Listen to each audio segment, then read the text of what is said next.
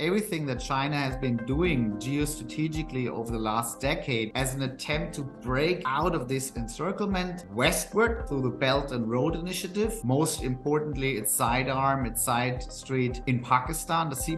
What the US and China need to learn is what the US and the Soviet Union have learned in the last Cold War, is to understand very clearly the red lines of the other and start to communicate. Both the hardware as well as the software of high tech is no longer compatible in the world of tomorrow, and countries will have to choose between one world or the other world.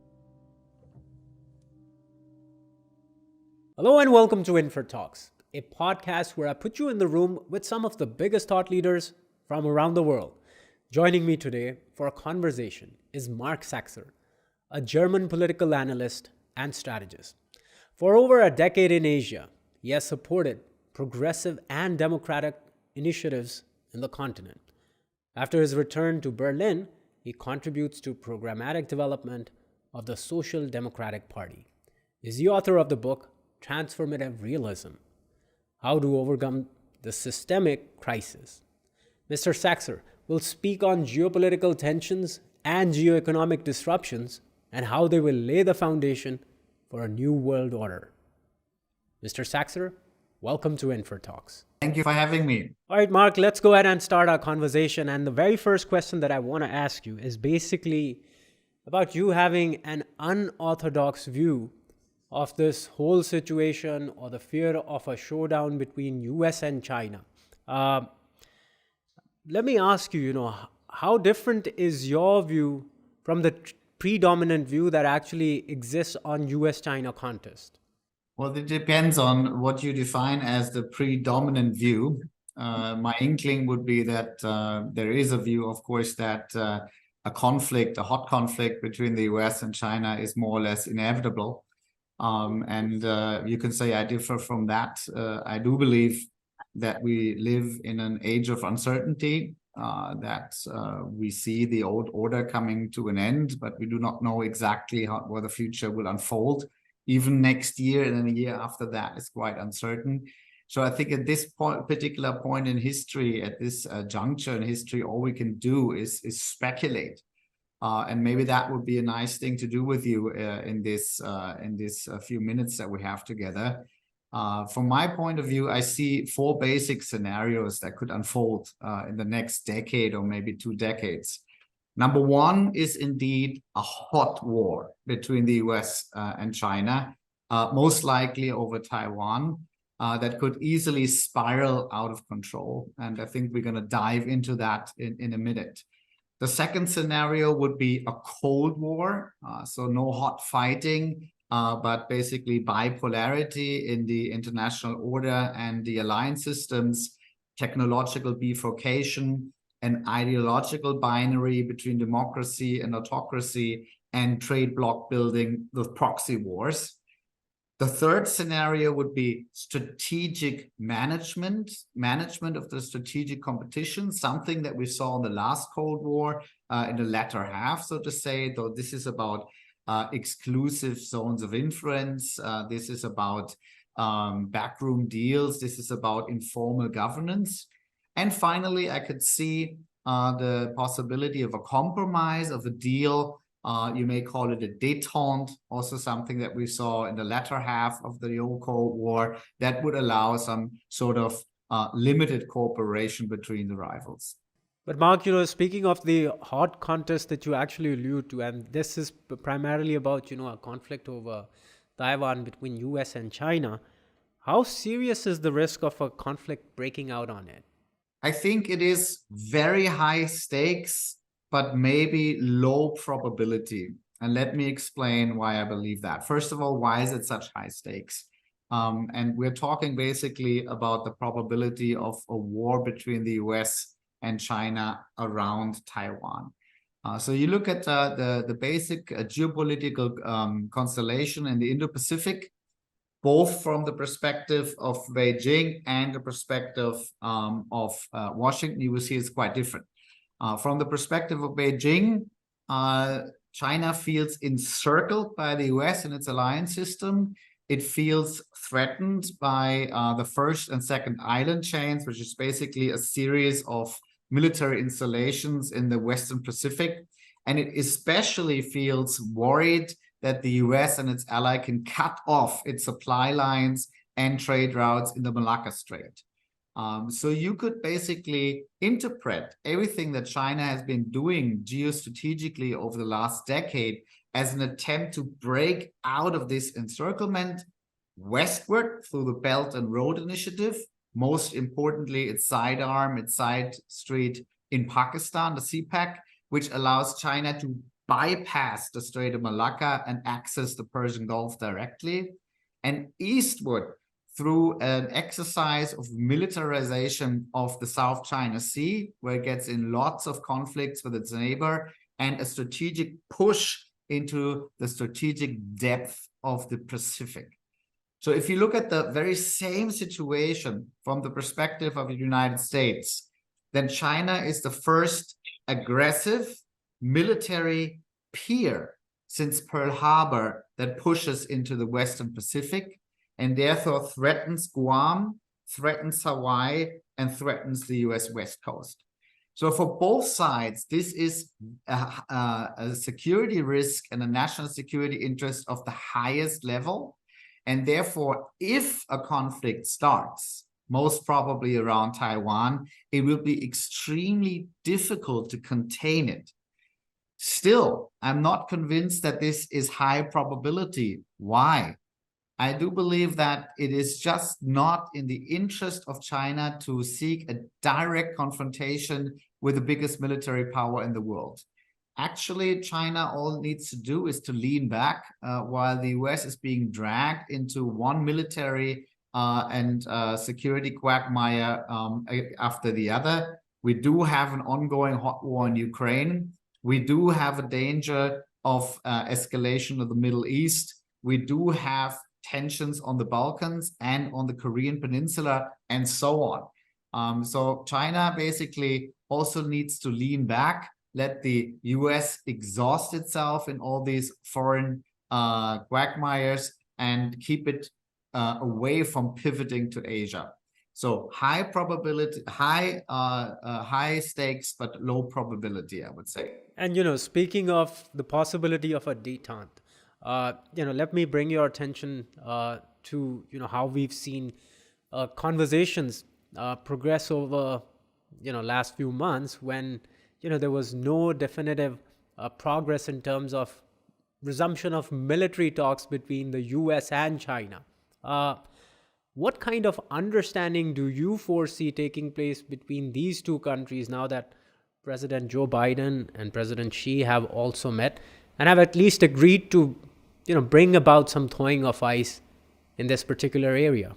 First of all, I think it's a good thing the two met at the sidelines of the APEC meeting in San Francisco.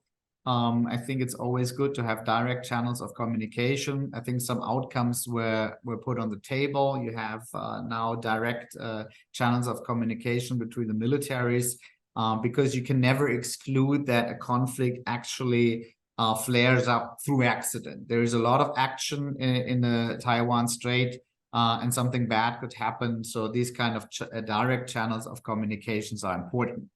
Beyond that, unfortunately, the conflict or the, let's say, different schools of thought over the future of Taiwan for 7 decades have been managed what you call strategic ambiguity.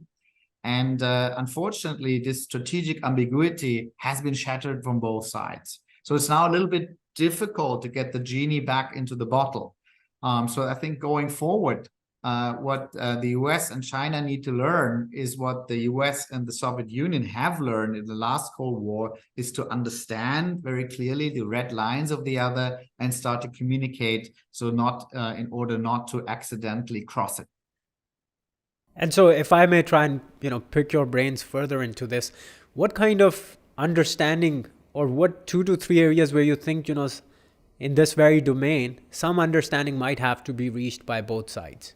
Well, a resolution of the conflict, I think, is quite difficult. I mean, the basic ingredients are, of course, on the table. That is still the one China policy that the US adheres to. So in principle, I think there is no conflict. The problem is obviously the mistrust between the two sides, that one side may do something that the other side may see as a provocation and crossing the line. So for the US, that would be, of course, reunification by force, and for China, it would be a nuclearization of the Taiwan island and direct military aid. So I think the red lines become clearer, and in the absence of a clear political resolution, that may be a good step forward. And going forward, speaking of the US-China contest, what areas do you really see, apart from the military domain, where you possibly see that contestation becoming more intense? So let's assume cooler head prevails, and there's not going to be a hot war between the US and China. Then we're going probably into something of a mix between a Cold War, all-out Cold War, or a strategic competition which can be managed. The interesting thing is different from the old historical Cold War. This is an area contestation which is mainly in the fields of economics and technology. So we basically see a couple of trends happening over the last couple of years. We see the politicization of market access, both in the US as well as China. We see a reorganization of global supply lines, the whole nearshoring, reshoring, as well as friendshoring discourse that we hear about.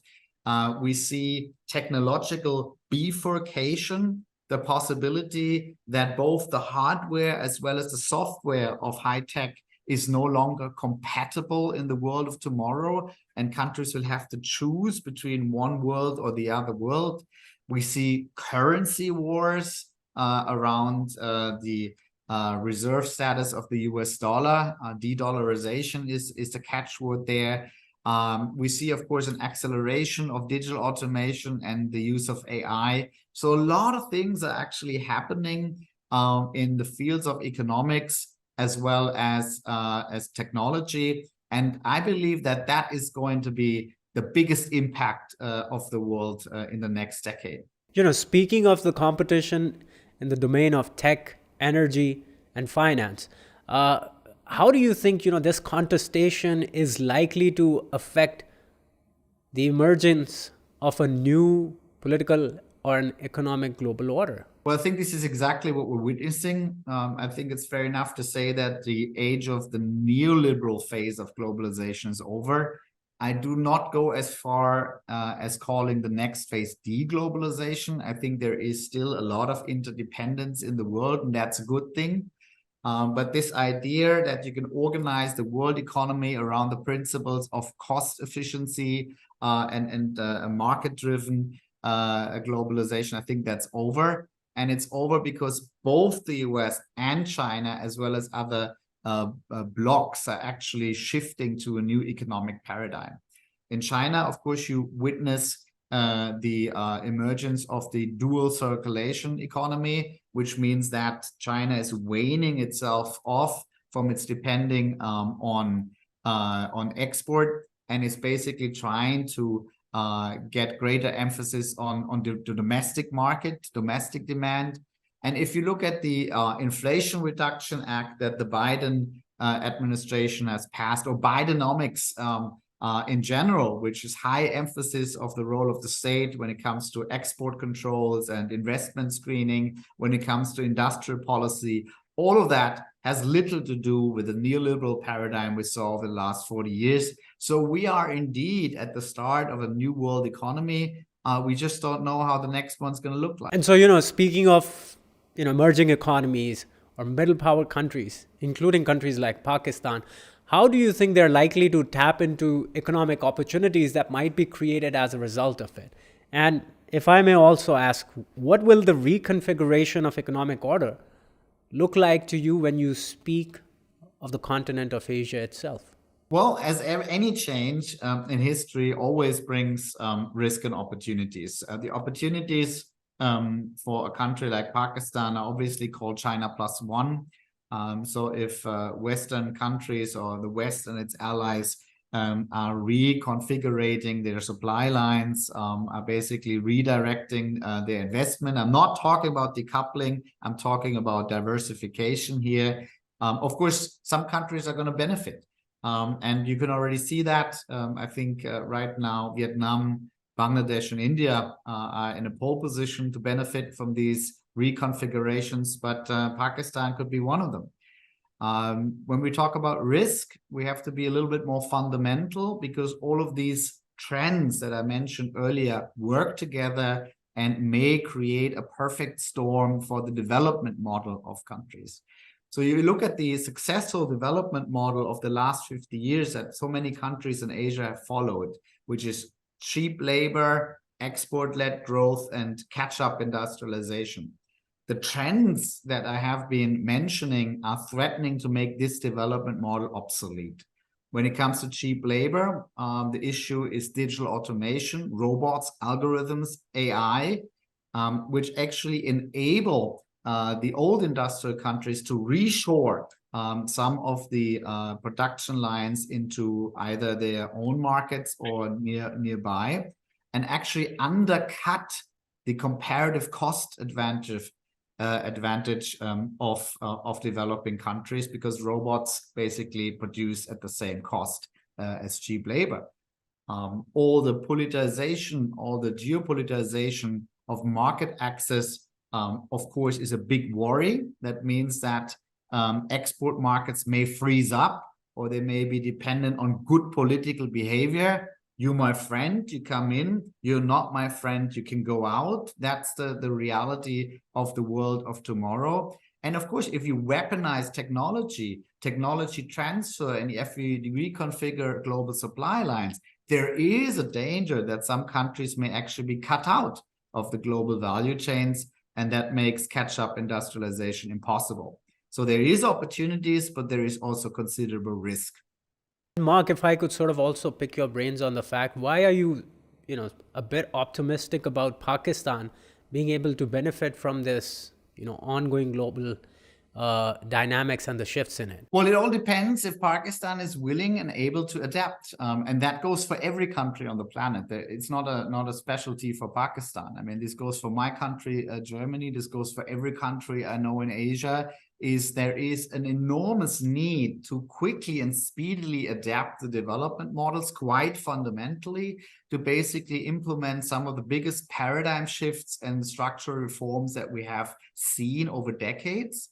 And those countries who are able to do so, and do so in a clever way, also will be able to benefit from the new economy. And those who will not, and they will be lagging behind. And so, Mark, I do understand, and I do know that, you don't claim yourself to be an authority on Pakistan. But from where you are, I'm sure, given that, over a decade of experience being placed in Asia itself, you have seen multiple economies thrive in that period. Could you sort of, elaborate? What is it that has really worked in terms of structural reforms for some of these countries versus initiatives that have actually failed? Could you actually, sort of distinguish the two in terms of what could actually work towards structural reforms? Well, when we talk about structural reform, what that actually means is big ticket change, right? And big ticket change always creates winners and losers. That's just a fact of life. So basically what we need to understand as a starting point for this conversation is that those who benefit from the status quo, or believe to benefit from the status quo, will always resist big ticket change. And they are in quite a formidable position to do so, because the status quo alliance is actually at the very commandeering heights of the economy and the state. So basically, the ability to implement, to force through big ticket reform means that you need to be able to build a broad societal alliance that can actually mobilize the resources in order to struggle for this reform and make it happen against the resistance of the status quo alliance. So the whole difference between those countries that succeed and those that fail, those that succeed are able to build these big tent, broad, multi-class, multi-ethnic societal alliances. We're not talking about political parties in parliament. We're really talking about the very society itself. That is a formidable exercise, quite difficult to do, but to my knowledge, the only way how to do it. Now, Mark, you've certainly spoken about on previous occasions about the credibility of multilateral institutions also. How do you think, the three big shocks that we've seen in the past few years and recently as well, such as the COVID-19 pandemic, the Russia-Ukraine conflict, the Israel-Palestine conflict, how do you see these three, or the troika of these crises, to have affected the credibility of the multilateral institutions? And if I may also ask, next year, we're likely to have, in 2024, US presidential election. How do you see that also affecting, the future of multilateral institutions also? Well, the multilateral institutions are part and parcel of the competition over the world order. So they are, so to say, hostage of this very great power competition that's going on in all the fields: security, foreign policy, ideology, technology, economics. There is an enormous competition going on between the great powers. And that very competition also rages within the multilateral institutions, which are being contested basically by those who believe that they have, number one, not enough representation, that the multilateral architecture reflects the global balance of power of 1945, but does not reflect the global balance of power of the first of the 2020s and going forward. And basically, is part and parcel of the strategic competition with the US and China, which have very different ideas how a international order of tomorrow can look like. So it's not very surprising the multilateral institutions, most importantly United Nations, are not doing so well at the moment, because they're contested, and that's why they often seem to be paralyzed and cannot deliver what we want from them, to be a cooperation platform to tackle the global challenges that we all need to tackle. In that sense, your follow-up question is actually right on point, because I do believe that the presidential election of the United States is also quite a historical juncture. The two frontrunners right now, if the polls are to believe, which is the two presidents, Biden and Trump, have very different ideas about the role of the US in the international order and the very international order itself. We saw Trump in its first presidency basically exiting a lot of international treaties, a lot of international multilateral institutions, and basically trying to transform the United States into what he calls a normal nation state. So no longer a hegemon or world policeman that actually guarantees the rules of the road, depending where you stand on it, but actually a nation state that secures its own interest above all else. That's what America first means. And I think the contrast to President Biden is quite stark. Biden has been making a very point of returning into these treaties and multilateral institutions, has been making a point of strengthening the alliances of the US, has been making a point of talking about a rule-based international order. So that is a more traditional role of the US that we have seen over the last 70 years.